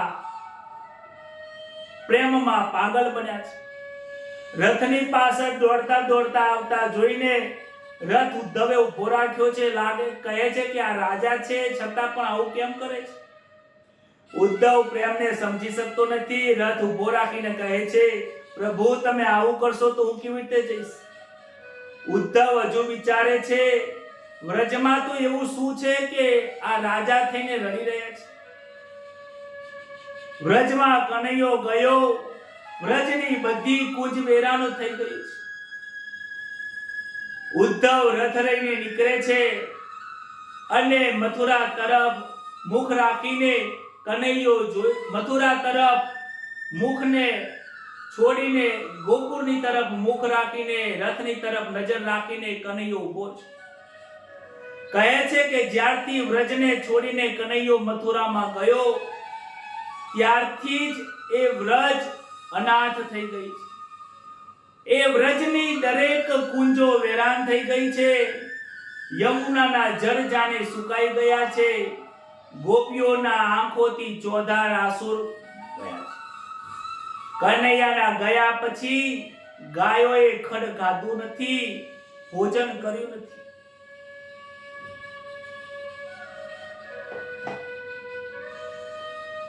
શ્રી કૃષ્ણ મથુરા ગયા પછી અનાજ યશોદા મૈયાએ લીધું નથી. કનૈયો આવે નહીં ને ત્યાં સુધી મારે ખાવું નથી. રાત્રે નીંદ આવતી નથી. લાલાના વિરહમાં એમનો જીવ અકરાઈ રહ્યો છે. પ્રાણ જાણે કે ઘરે આવીને અટકી પડ્યો હોય. ઘણા નંદ બાબા સમજાવે છે કે તું જમી લે, કનૈયો આવશે, પરંતુ કનૈયાના ગયા પછી યશોદા મૈયાએ મુખમાં અનાજ મૂક્યું નથી. નંદ યશોદા આંગણામાં બેઠા છે. યશોદા નંદને ઠપકો આપે છે, હું તમને કહેતી હતી કે આ ક્રૂર છે. આ ક્રૂર જેવો આવીને લઈ ગયો. કનૈયો ગયા પછી પાછો નહીં આવે. તમે એકલા આવ્યા છો અને એને લઈને ના આવો. આજે ગોકુળ ઉજ્જડ થઈ ગયું છે. નંદ યશોદા એક વખત આજ્ઞામાં બેઠા છે અને કનૈયાના સ્મરણ કરતા કરતા એક વખત આંગણામાં કાગડો આવ્યો. કાઉ કાઉ બોલે છે.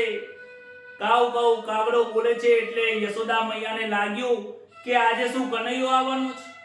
તો એ કાગડા તું કેમ બોલે છે? જો બોલ, કનૈયો જો આવે તારા બોલવાથી જો કનૈયો આવશે તો તારી ચાંચને હું સોનાથી મઢી દઈશ.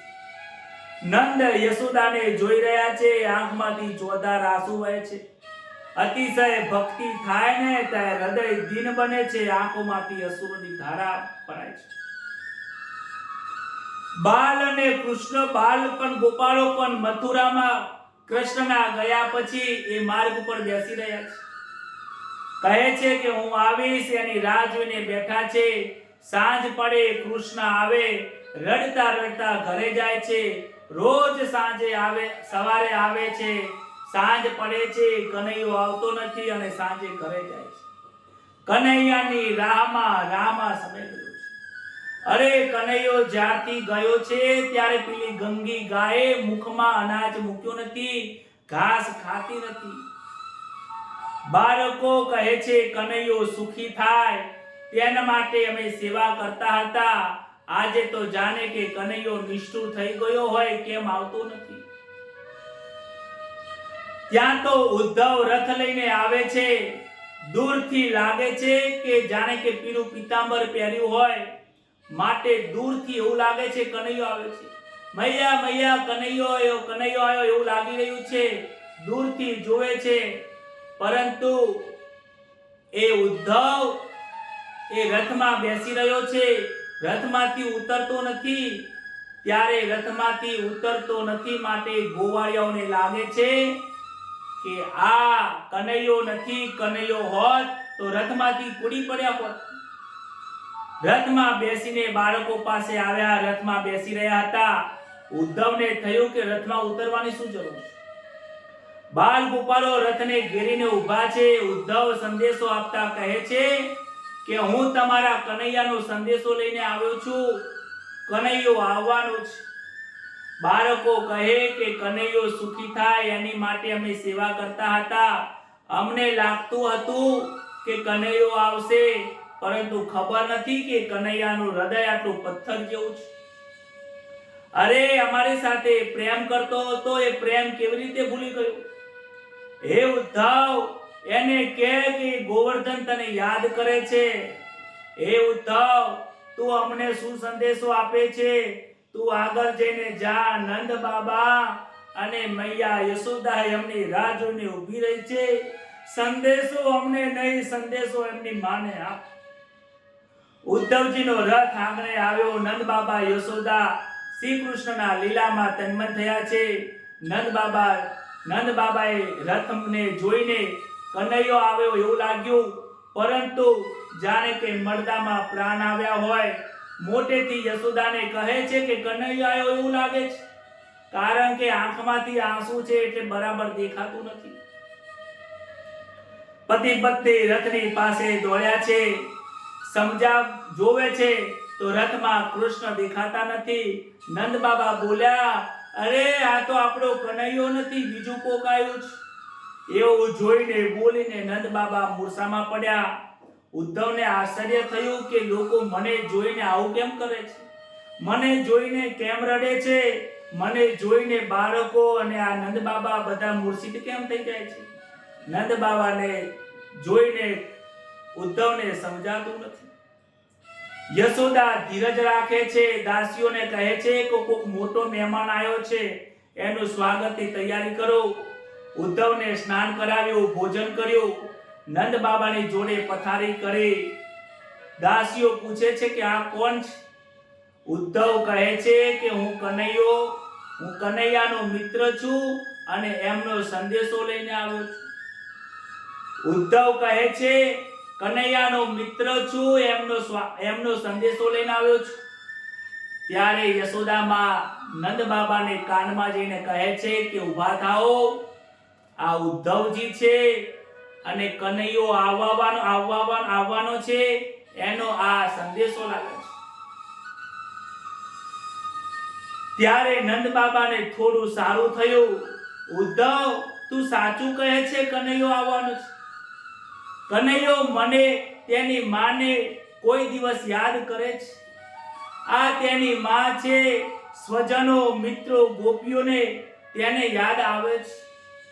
વૃંદાવનની ગિરિમાળા એને યાદ કરે છે. ઉદ્ધવ કહે છે કે હા, કનૈયો તમને ખૂબ યાદ કરે છે. અરે ગંગી ગાને યાદ કરે છે. કૃષ્ણના વિરહમાં નંદ બાબા પાગલ બન્યા છે. એક વાત સાંભળીને ઉદ્ધવ કહે છે, આ જમના છે. કનૈયો જલ ક્રીડા કરતો હતો. ઉદ્ધવને નંદ બાબા કહે છે, એક આંગળીને ઉઠાવીને આ ગિરિરાજને એને ઉપાડ્યો હતો. આ ગિરિરાજ યાદ કરે છે, અરે આ ગાયની સાથે મિત્રોની સાથે રમવા જતો હતો, વાંસળી વગાડતો હતો. કૃષ્ણનું મન અમારા હૃદયમાં ભરાયેલું છે, અમારા મનમાં કૃષ્ણ ભરાયેલો છે. અરે અમને તો એવો ભાસ થાય છે કે કનૈયો મથુરામાં ગયો જ નથી. અરે કનૈયો જાણે કે આ જો સૂતેલો એવું દેખાય છે. હે ઉદ્ધવ, તું કોનો સંદેશો લઈને આવ્યો છે? હૃદયથી ભરાઈ ગયા એટલે માતાને કહે જો કે આ માતા આ કનૈયાને ધવરાઈ રહી છે, તું જો એના બાળકને ધરાવે. પારનામાં જઈને પારનું હલાવે છે કે જો મારો કનૈયાને અહીંયા સૂઈ રહ્યો છે. આજે નંદ બાબા ભાન ભૂલી ગયા છે. ઉદ્ધવને કહે છે જો આ વાંસળીનો અવાજ સંભળાય છે, કદમના ઝાડ ઉપર કનૈયો મને દેખાય છે, 3 કલાકથી વાંસળી વગાડે છે. ઉદ્ધવ, તને એનો વાંસળીનો અવાજ કેમ પછડાતો? ઘણી વાર તો મને એમ થાય છે કનૈયો મારા ગોદમાં છે, મને એના ભણકારો વાગે છે. ઉદ્ધવ, મેં કોઈ અપરાધ કર્યો છે કે શું? કંસને તેને મારી નાખ્યો, પરંતુ તે મારો પુત્ર છે. કહેજે કે અમારા આ ગોપીઓના હૃદયને, આ ચિત્તને કેમ મારી રહ્યો છે? આ વિરહની વેદનાને ઉદ્ધવનું પણ મન ભરાઈ ગયું છે કે આ શું થઈ રહ્યું છે. ઉદ્ધવે નંદજીને સાંભળી રહ્યા છે, વિચાર કરે છે. નંદ બાબાના વચનો સાંભળીને ઉદ્ધવને લાગે છે કે હું આમને શું બોધ આપું. કહે છે કે મને તો પારનામાં પણ કનૈયો દેખાય છે, એમને તો ઝાડમાં કનૈયો દેખાય છે, ગોદમાં કનૈયો દેખાય છે. જ્યાં બધી જ જગ્યાએ કનૈયો દેખાતો હોય તો એમને હું શું ઉપદેશ આપું? ઉદ્ધવ કહે છે બાબા, તમારું જીવન સફળ થયું છે, તમે શ્રી કૃષ્ણના પ્રેમમાં પાગલ છો. જશોદા પણ આવ્યા છે.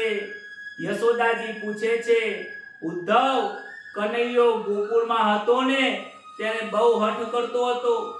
વહેલા સવારે ઉઠતા ને ભૂખ લાગતી ને ત્યારે મનાવી અને જમાડતો હતો. આખા ઘરમાં માખણ કરીને બગાડે ને ત્યારે જ એનું તને પેટ ભરાતું.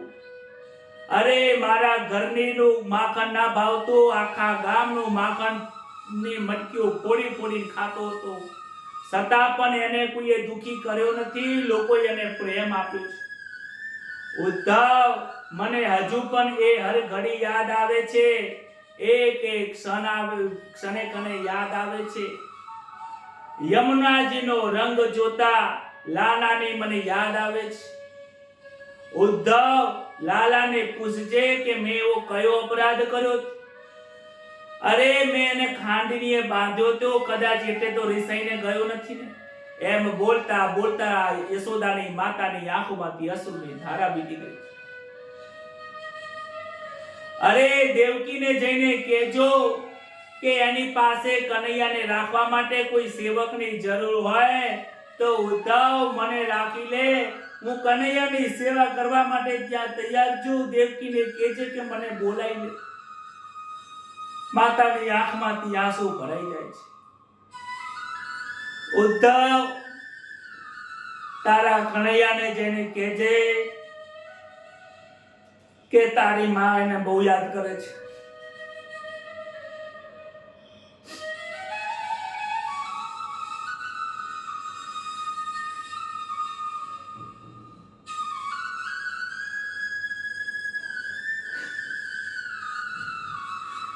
એ ઉદ્ધવ, કે તને તારી માં બહુ યાદ કરે છે. માની આંખોમાંથી આંસુ વહી રહ્યા છે. ત્યારબાદ ગોપીઓ આવે છે, ગોપીઓ રડી રહી છે. ઉદ્ધવને કહે છે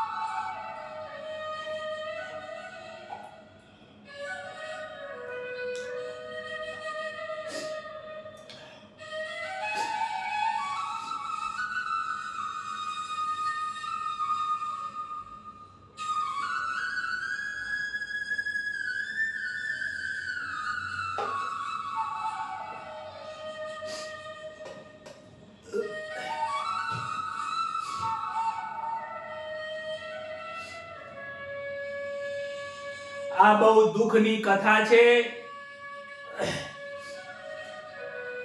આ કનૈયાના વિયોગની કથા છે. આ કથાને બહુ આગળ મારાથી થઈ શકે એવી નથી. ગોપીઓ રડી રહી છે.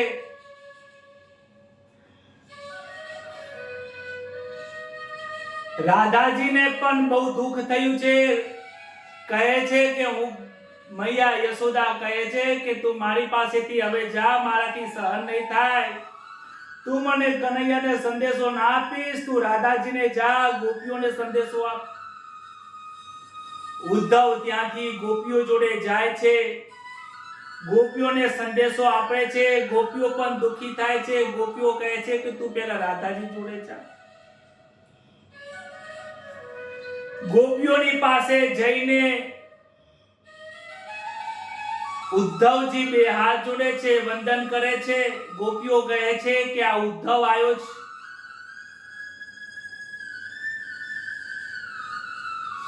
આ ઉદ્ધવ આવ્યો છે, કનૈયાની સંદેશો લઈને આવ્યો છે. રાધા કહે છે એ ઉદ્ધવ તું કોનો સંદેશો લઈને આવ્યો છે?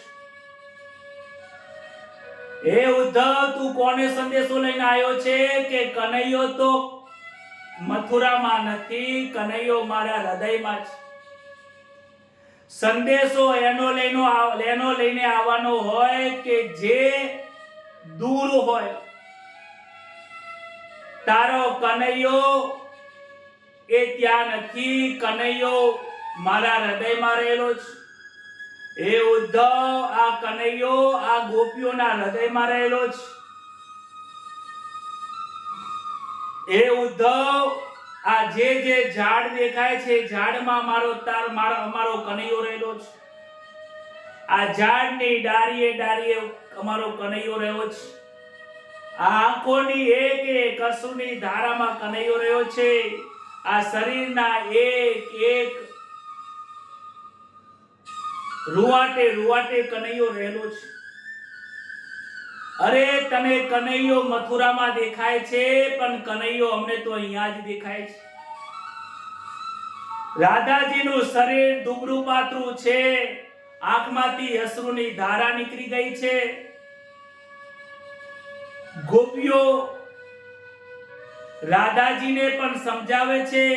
રાધાજી અને ગોપીઓ ઉદ્ધવજીને કહે છે કે તું જે શાસ્ત્રનો ઉપદેશ ભણ્યો છે, તું શાસ્ત્ર ભણ્યો છે, પણ અમારા પ્રેમની ભાષા તું નહીં સમજી શકે. તારા મથુરામાં તો રાજ્યનું સુખ છે, પણ મારા કનૈયાને અમારા જેવો પ્રેમ નહીં હોય. તને આવા પ્રેમનો ઉપદેશ કોઈ નહીં આપી શકે, કોઈ વેદ કે શાસ્ત્ર નહીં આપી શકે, કારણ કે આ પ્રેમની કથા છે. અમે સતત શ્રી કૃષ્ણનું ભજન કરીએ છીએ, શ્રી કૃષ્ણનું સતત ધ્યાન કરીએ છીએ. રાધાજી શ્રી કૃષ્ણ બોલતા વ્યાકુળ થયા છે. કહે છે કે હે કૃષ્ણ તમે ક્યારે આવશો? રાધાજીની આવી દશા જોઈને કહે છે કે એક વૃક્ષ એક સખીઓ રડવા લાગી છે. વૃક્ષોમાંથી પણ આંસુઓડા વહી રહ્યા છે. ઉદ્ધવ રાધાજીનો પ્રેમ જોઈને પણ ઉદ્ધવ ભત્યા રડવા લાગ્યો છે. કહે છે કે આમને હું શું સંદેશો આપું, આમને હું શું ઉપદેશ આપું? હું તો ઉપદેશ આપવા માટે આવ્યો હતો, પણ હું તો અહીંયા જ ચેલો બની ગયો છું. અરે ભમરો રાધાજીના મુખની પાસે આવ્યો ને, એક ભમરો રાધાજીને મુખની પાસે આવ્યો. કહે છે હે ભમરા તું બહુ કપટી છે, તું કનૈયા જેવો કપટી છે, તું પથ્થર જેવો છે. તું અહીંયા શા માટે આવ્યો છે? તું કનૈયા જેવો છે. હે ભમરા તું મને અડીશ નહીં. ઉદ્ધવ બોલે છે કે કનૈયો કપટી નથી, એ દયાનો સાગર છે, એ તમને બહુ યાદ કરે છે. રાધાજી કહે છે હે ઉદ્ધવ તારા કનૈયો તેવો કેવો છે એ તું જાણતો નથી, અમે જાણીએ છીએ. અરે રાસલીલામાં અમને રમતા રમતા છોડીને મૂકી ગયો હતો. તારા કનૈયાને તું ઓળખતો નથી, એ કનૈયાને અમે ઓળખીએ છીએ. હે ઉદ્ધવ, તને તારા જ્ઞાનની અહીંયા નહીં ચાલે. આ તો પ્રેમની ભૂમિ છે, આ રામની આ જ્ઞાનની ભૂમિ નથી. તું 6 શાસ્ત્ર ભણ્યો છે, છતાં પણ તું કોરો ને કોરો રહ્યો. શાસ્ત્રની અંદર પ્રેમની ભાષા નથી. આ ગોકુળમાં ગોવાળિયાઓના ગોપી અને રાધાના પ્રેમની કથા છે. આ રાધા અને કૃષ્ણના પ્રેમની કથા તારા પથ્થરના હૃદયમાં નહીં ઉતરે. હે ઉદ્ધવ, તને તો અહીંયા ગરીબ દેખાશે. અમે બધા ગોવાળિયાઓ છીએ, ગાયને ચારવા વાળા છીએ. અમે બધા અભણ છીએ, અમને શાસ્ત્રનું કોઈ જ્ઞાન નથી. ઉદ્ધવે જે અપમાન કૃષ્ણની સામે આ ગોપીઓને કહ્યું હતું, એ શબ્દો એને આત્મા આપે છે. એ ઉદ્ધવ, તને અમે ગાયો ચરાવવા વાળા લાગીએ છીએ. એ ઉદ્ધવ, તમને અમે ગરીબ રાખીએ છીએ, અમે તને અભણ રાખીએ છીએ, અમે અભણ છીએ. એ ઉદ્ધવ, અમે અભણ છીએ, ગાયો ચરાવવા વાળા છીએ, પણ તારા જેવા પથ્થર દિલ જેવા નથી કે અમે તો અહીંયા પણ પ્રેમની ભક્તિ કરીએ છીએ. હે ઉદ્ધવ, તું અહીંયાથી જા અને અમારો સંદેશો લઈને જા. ઉદ્ધવનું પ્રેમ જ્ઞાનનું અભિમાન ઉતરી ગયું છે. ગોપીઓના ચરણમાં પડી પડ્યો છે. ચરણની વિરજ લઈને માથા ઉપર ચડાવે છે. કહે છે કે હું તમારો ગુરુ થવા આવ્યો હતો, તમને જ્ઞાન આપવા આવ્યો હતો, પણ આજે અહીંયાથી ચેલો થઈને જઉં છું. ઉદ્ધવે આજ્ઞા માંગી છે મથુરામાં જવા માટે, પરંતુ ત્યાં એ જઈ શકતો નથી. કહે છે કે 4 દિવસ માટે આવ્યો હતો અને ઉદ્ધવ ગોકુળમાં 6 મહિના રોકાયો છે. 4 મહિના આવ્યો હતો, 6 મહિના સુધી રોકાયો છે. કહે છે કે તારા કનૈયાને જઈને કહેજે કે તારી ગોપીઓ તને બહુ યાદ કરે છે. તું અમને આ શરીરથી મૂકીને જતો રહ્યો છે, પરંતુ આ ગોપીઓના હૃદયમાંથી તારી જવાની તાકાત નથી. આ રાધાના દિલમાંથી જવાની તાકાત નથી. તારા મૈયા યશોદા અને નંદ બાબાના હૃદયમાંથી તારી જવાની તાકાત નથી. તું મોટો રાજા થઈ ગયો છે, તને અમે શું આપીશું, પણ એટલું જઈને કહેજે કે તને ખૂબ ખૂબ યાદ કરે છે. એટલું બોલીને આગળ કઈ ચાલતા નથી. ઉદ્ધવે આજ્ઞા માંગીને રાધાજીએ કહ્યું છે, ઉદ્ધવ, તારા મિત્રને સંદેશો આપજે કે ગોકુળમાં જલ્દી આવે. આ વાંસળી તારી પડી છે, એ વાંસળીને તું લઈ જજે. હવે અમારે આ તારી વાંસળીની જરૂર નથી, કારણ કે વાંસળીને જોઈને અમને દુઃખ લાગે છે. ઉદ્ધવ, એ તો મોટો રાજા થયો છે, અમે એને કઈ આપ્યું નથી, પણ કહેજે કે અહીંયા અમે તારા માટે માખણ રાખ્યું છે, આ માખણ તને આપીએ છીએ, માખણ એમને જેમ ખવડાવશે. હે ઉદ્ધવ, અમે એટલું જ ઈચ્છીએ છીએ કે અમારા મનની એક એક વૃત્તિ, એક એક સંકલ્પ શ્રી કૃષ્ણના શરણમાં રહે. અમે સદાય શ્રી કૃષ્ણનું ભજન કરીએ, એક એક ક્ષણ પ્રેમથી કૃષ્ણની સાથે રહીએ, એને ના ભૂલીએ, કનૈયાને ના ભૂલીએ, એવું અમે ચાહીએ છીએ. યશોદામાં સંદેશો આપવા આવે છે. કહે છે ગોકુળમાં આવે ને તો એમને કહે છે, યશોદાજીનું પણ હૃદય ભરાઈ ગયું છે. કહે છે કે હું મારા સુખનો વિચાર નથી કરતો, કનૈયાને ત્યાં સુખી થવું હોય તો ત્યાં સુખી થાય. અહીંયા ગોકુળમાં એને હવે સુખ નહીં મળે. કહેજે કે તું ત્યાં સુખેથી રાજ કરજે, પણ તારી માને ભૂલતો નહીં.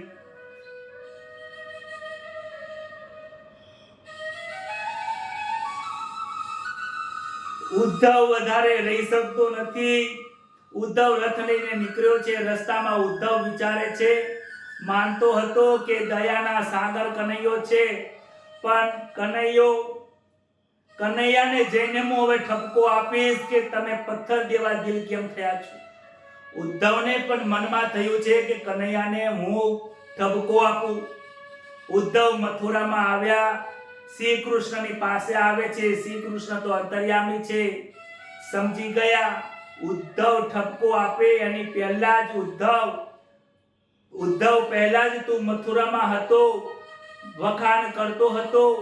ઉદ્ધવને કહે છે કે પહેલા તું મથુરાના વખાણ કરતો હતો, આજે ઉદ્ધવ નિષ્ઠુર નથી એમ કહીને પોતાનો વરદ હસ્ત ઉદ્ધવને સમાધિમાં મૂક્યો છે. ઉદ્ધવને કહે છે કે પહેલા તું મથુરાની ખૂબ કહેતો હતો, મથુરાના ખૂબ વાહ કરતો હતો, આજે તું ગોકુળમાં જઈને આયા પછી કંઈક બોલતો કેમ નથી? તને પણ પ્રેમની સમાધિ લાગી ગઈ છે. કહે છે કે ઉદ્ધવ પણ કહે છે કે ભલે હું મથુરામાં આવ્યો, પણ મારું મન તો હજી પણ હું ગોપીઓની સાથે મૂકીને આવ્યો છું. ત્યાં ગોપીઓની જોડે જઈને મારું અભિમાન છિન્ન ભિન્ન થઈ ગયું છે. ગોપીઓની આવી આ પ્રેમની કથા છે. 10મા સ્કંદના 48 અધ્યાયમાં પૂરી થાય છે. ભાગવતની આ કથામાં ગોપીઓની કથા છે. ભગવાનના આ પ્રેમની કથા છે. 10મા અધ્યાયની અંદર 2 અધ્યાય આવે છે, ઉત્તરાર્ધ અને પૂર્વાર્ધ. પૂર્વાર્ધની અંદર પ્રેમની કથા આવે છે. આ પ્રેમની કથા ખૂબ આનંદની કથા છે. ઉદ્ધવ અને ગોપીઓના વચ્ચેનો જે સંવાદ છે, આ શ્રી કૃષ્ણના વિરહની કથા છે. આ ગોપીઓના પ્રેમની કથા છે. આ હૃદયની કથા છે, પ્રેમથી ભરાઈ જાય એવી કથા છે. આ કથા કરતા કરતા મારું હૃદય ભરાયું છે, આંખોમાંથી આંસુ આવ્યા છે. તમારી પાસે હું માફી માંગુ છું કે આ કથા કરવામાં મારા વચનોમાં કંઈક અપશબ્દો નીકળ્યા હોય તો ક્ષમા કરજો. પરંતુ આ વિરહની વેદના છે. આ જીવ પરમાત્માથી વિખૂટો પડ્યો છે. આ વિરહની વેદના સહન થતી નથી. માટે 2 હાથ જોડીને ભગવાનના ચરણ કમરમાં હું પ્રાર્થના કરું છું કે હંમેશા માટે તમે મારા હૃદયમાં રહેજો, અને આ મારા જે કથા સાંભળવા વાળા છે એ લોકોના હૃદયમાં રહેજો.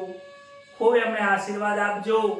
પ્રેમની કથા, ગોપીઓ જેવો પ્રેમ, મૈયા યશોદા જેવો પ્રેમ, રાધાજી જેવો પ્રેમ અમને પ્રાપ્ત થાય એવું તમારા ચરણ કોટીમાં અમે નમસ્કાર કરીએ છીએ, વંદન કરીએ છીએ, તમારી ભક્તિ માંગીએ છીએ. બોલો શ્રી કૃષ્ણ કનૈયા લાલ કી જય.